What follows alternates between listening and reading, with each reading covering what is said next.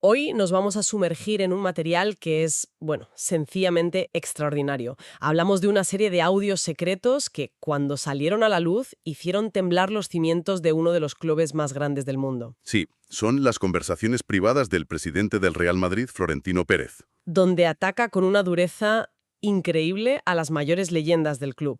Y nuestra misión aquí no es solo repasar los insultos, no. La idea es desgranar qué nos revelan sobre un modelo de poder, de gestión, que va mucho, mucho más allá del fútbol. Y es fundamental, antes de nada, situar el contexto para entender la magnitud de esto. Las grabaciones las hizo el periodista José Antonio Avellán entre 2006 y 2012. Pero el tsunami mediático de verdad llegó en 2021, cuando El Confidencial las publicó. Y aquí viene lo importante. Exacto. Lo más importante es que Florentino Pérez nunca negó que esa fuera su voz. Se disculpó, digamos, por las formas, por el tono coloquial, pero no por el fondo. Su defensa fue que eran frases sueltas sacadas de contexto. Eso es. Y que era una especie de venganza por el proyecto de la Superliga. Así que el escenario que tenemos es fascinante. El choque brutal entre esa imagen pública, cuidada al milímetro, y la cruda realidad de lo que se dice en un despacho. Pues entremos de lleno. Y hay que empezar por lo que fue un auténtico terremoto, el contenido más explosivo, los ataques a los símbolos, a los íconos del madridismo. Creo que hay una frase que lo resume todo, que es casi la tesis de estas grabaciones. Sin duda. La frase que lo encapsula todo, la más demoledora es: las dos grandes estafas del Madrid son primero Raúl y segundo Casillas. Es que la elección de palabras es increíblemente fuerte.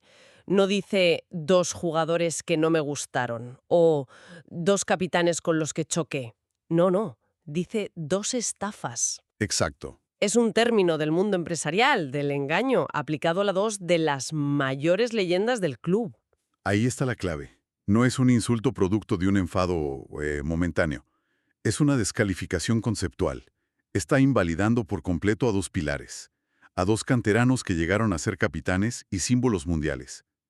En los audios de Raúl dice que es un tipo negativo, que está destrozando al Madrid y que lo hace por puro egoísmo, para seguir jugando. O sea que el problema no era deportivo. No. Lo que se percibe es que para Pérez, Raúl representaba un poder inmenso en el vestuario, un contrapoder a su figura presidencial. El problema no era si marcaba más o menos goles, el problema era de control. Vale, entiendo lo de Raúl como una lucha de poder, de egos, pero con Casillas parece distinto, ¿no? Porque los ataques que se filtraron eran mucho más personales, casi crueles. Has dado en el clavo. Lo de Casillas trasciende lo profesional. Se le tacha de perrito faldero, de ser manejable, pero al mismo tiempo se afirma de forma tajante que no es portero para el Madrid. Y de ahí ya pasa a lo personal. Sí, de ahí pasa el ataque físico, diciendo que no tiene estatura y que no ve bien. Es una aniquilación. Y lo más grave, le acusa de ser el topo, de filtrar cosas a la prensa. Claro. Casillas para él no era solo un portero que no le convencía, era un activo incontrolable que rompía el relato oficial que él quería construir desde el palco. Un elemento que distorsionaba su mensaje. Este patrón de desprecio a figuras queridísimas por la afición no se detiene ahí. Hay otro caso que a mí me parece alucinante, el de Vicente del Bosque. Un entrenador que gana ligas, Champions y que después lleva a España a ganar un mundial. Un hombre de club, respetado por todos. Pues a esa figura, en estas grabaciones, se le despacha con una sola palabra: zoquete. Zoquete. Y añade que ni sabe entrenar ni sabe de táctica. Es una descalificación total. Y esto nos lleva a una conclusión muy profunda sobre el modelo. El éxito deportivo por sí solo no es suficiente. No basta con ganar. No encajaba en el molde. No. Del Bosque, con su estilo discreto, su talante tranquilo, su imagen de madridismo clásico, no era una figura mediática. No generaba grandes titulares. No era, en definitiva, alguien que el presidente pudiera instrumentalizar para su proyecto de imagen y control. Chocaba con la idea de un club espectáculo. Aquí es donde la cosa se pone todavía más interesante. Si despreciaba a las viejas glorias, a los símbolos formados en el club, ¿qué pasaba con las megaestrellas que él mismo fichó? Pienso en los de su segunda etapa, Cristiano Ronaldo, José Mourinho. Eran los pilares de su proyecto, sus apuestas personales. Pues esa es la gran revelación de los audios. La contradicción es solo aparente. En privado el trato es muy similar. Los reduce a una caricatura, casi los deshumaniza. Lo de Cristiano Ronaldo es paradigmático. El máximo goleador de la historia del club. Exacto. Un deportista legendario. Pues en los audios llega a decir, este tío es un imbécil, un enfermo. Y añade que no es normal. ¿Un enfermo? Es que la palabra es durísima. Se está refiriendo al jugador que para muchos es el más importante de la historia moderna del club, el que le dio 4 Champions. No se da una razón deportiva concreta, y eso es lo revelador. No es una crítica a su rendimiento, ¿Es a su personalidad? es un ataque directo a su personalidad. Se intuye que lo que le molestaba era su ego, su necesidad de ser siempre el centro de atención. Y eso choca frontalmente con la idea de un presidente que quiere ser el único poder. Cristiano era un producto perfecto en lo deportivo y comercial, pero como persona era un contrapoder mediático. Alguien con una marca personal tan fuerte que se le escapaba de su control. Y con Mourinho, que fue su gran escudo, su entrenador galáctico. Más de lo mismo, imagino. Exactamente. A Mourinho y a su agente Jorge Méndez los califica como dos tontos, con un ego terrible. Los describe como malcriados que no ven la realidad. El patrón que se dibuja es clarísimo. Y fascinante. Sí. Se distingue entre el producto, el futbolista rentable, la máquina de hacer goles y vender camisetas, y la persona, que es vista como un problema a gestionar. Con sus egos y sus exigencias. Claro. Mientras rinden en el campo y en el balance económico, se les tolera. En el momento en que su ciclo de utilidad termina, se les descarta sin el más mínimo sentimentalismo. Y esto se extiende a casi todos. Recuerdo los comentarios sobre Figo, su primer gran fichaje, el golpe de efecto que le dio la presidencia, o Guti. Es una constante, sí. A Figo, el hombre que simbolizó el inicio de la era de los galácticos, lo llama directamente un hijo de puta. Madre mía. Y que, junto a Raúl, jode el vestuario. De nuevo, el problema no es el rendimiento, es el control del grupo. ¿Y Guti? Y a Guti, el eterno tactorce, un talento puro, lo despacha con un «es un jeta que está como una cabra». El valor de la persona, su historia en el club, todo queda supeditado a su utilidad dentro del proyecto presidencial. De todos esos casos, el de Mesut Özil me pareció de otro nivel. Porque ahí ya no se queda en un insulto, sino que entra de lleno en su vida privada para justificar una decisión deportiva. Es así. Es el ejemplo más extremo de esta mentalidad. En los audios se justifica su venta al Arsenal entrando en detalles muy despectivos sobre su vida personal. Se habla de su novia de una forma muy cruda, de su estilo de vida. Se invade su intimidad para construir un relato que lo enmarque como un activo fallido. La narrativa no es «le vendemos por razones tácticas». Para nada. La narrativa es «se le vende porque su vida personal es un desastre y ya no nos sirve». Es la máxima expresión de esa visión empresarial. El empleado es un recurso de la empresa 24 horas al día y si su vida privada afecta su valor de mercado, se usa como justificación para deshacerse de él. Esto me lleva a pensar que estamos hablando de algo más que opiniones personales o antipatías. Empieza a sonar menos a una colección de rencores y más a un sistema, a una estrategia deliberada, ¿no? No se trata solo de los jugadores. Exacto. Ese es el salto cualitativo en el análisis.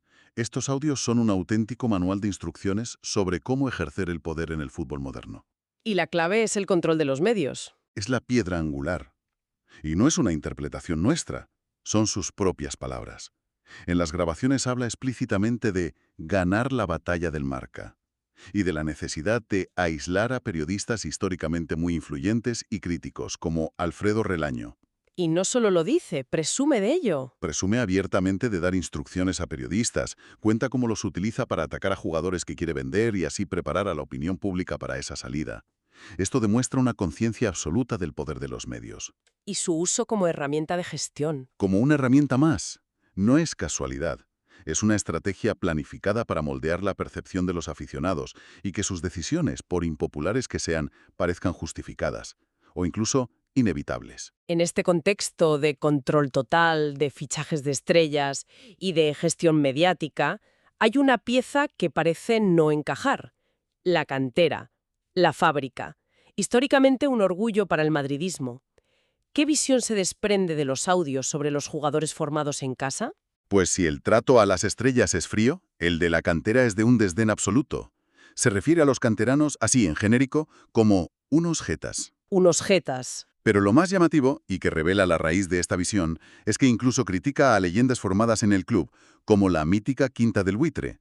Los acusa de querer vivir toda la vida del Real Madrid como si fueran una especie de parásitos que se aferran a la institución. Es una visión completamente opuesta a la idea romántica del canterano que ama al club. Totalmente. Y esta mentalidad explica a la perfección por qué durante años el modelo ha preferido gastar millones en talento extranjero muy joven, en lugar de consolidar y dar confianza a los de casa. La cantera no es vista como la base del primer equipo, sino, en el mejor de los casos, como una fuente de ingresos por traspasos. Un activo más. Un activo más que se puede vender para financiar el fichaje de la siguiente estrella mediática. No encaja en el modelo de negocio global. Es increíble. Ataca a las leyendas, a las estrellas que él ficha, desprecia a la cantera, manipula a los medios. Parece que no se salva a nadie. Si miras el cuadro completo, ¿qué clase de filosofía de gestión es esta? Pues el patrón que emerge es increíblemente coherente y, en cierto modo, muy moderno, aunque resulte chocante. Se identifica una filosofía de gestión muy clara. Por un lado están los valores que se priorizan por encima de todo. El control absoluto del presidente, la utilidad de las personas como activos, la construcción de un relato mediático favorable y, por supuesto, la rentabilidad económica. Y por el otro lado, en la columna de lo descartado, estaría, bueno, todo lo demás. Exacto. La emoción, la historia, la lealtad, el sentimentalismo, todo eso se considera una debilidad. Un lastre, un obstáculo para una gestión que se pretende eficiente. La conclusión es que el club se gestiona como una empresa total, un lugar donde las personas, ya sean leyendas como Raúl o estrellas como Cristiano, son vistas como piezas sustituibles. ¿Dentro de un engranaje? Eso es, un engranaje mucho mayor que es el proyecto presidencial. Es un modelo que, sin entrar a valorar su éxito, que es innegable, se puede calificar objetivamente como deshumanizado. Y después de todo este escándalo, hubo consecuencias, porque hay que recordar que Pérez demandó al medio que lo publicó. ¿Qué pasó con eso? Y este es un punto final muy revelador. Un juez acabó condenando a El Confidencial a una indemnización simbólica de €1. Pero lo más importante de la sentencia es que prohibió la difusión de más audios, centrándose en proteger el derecho a la intimidad de Florentino Pérez. O sea que el foco se puso en el método de obtención, no en lo que se decía en ellos. Precisamente. Y es crucial entenderlo. La justicia protegió la privacidad de una grabación obtenida de forma clandestina, lo cual es comprensible desde el punto de vista del derecho al honor. Sin embargo, el contenido de esas grabaciones, donde se habla de presunta manipulación de medios o del trato a sus empleados, nunca fue objeto de una investigación posterior. Se juzgó el contenido, pero no el contenido. Bien, entonces llegamos a la pregunta clave. Estas son grabaciones antiguas, de hace más de una década. Ya ha pasado tiempo. ¿Por qué siguen siendo tan relevantes hoy, en 2026? ¿Por qué deberíamos seguir hablando de ellas? Porque estos audios no son una simple anécdota del pasado, un cotilleo.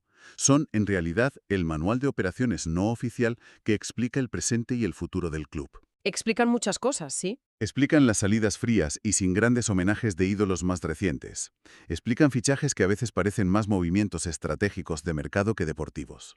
Y explican, en gran medida, esa desconexión que a veces siente una parte de la afición entre el palco y el césped. Es el ADN del modelo. Exacto. Demuestran que la realidad de la gestión puede ser mucho más fría y calculadora que la imagen pública de unidad y señorío que se proyecta. No es el pasado, es el ADN. Cerramos entonces con una reflexión que creo que es inevitable. Estos audios nos revelaron con una claridad brutal lo que el presidente pensaba en privado de leyendas como Casillas, Raúl o Cristiano, mientras en público eran los grandes estandartes. Esto nos obliga a plantear una pregunta. ¿Qué tipo de conversaciones se tienen hoy en esos mismos despachos sobre las estrellas actuales?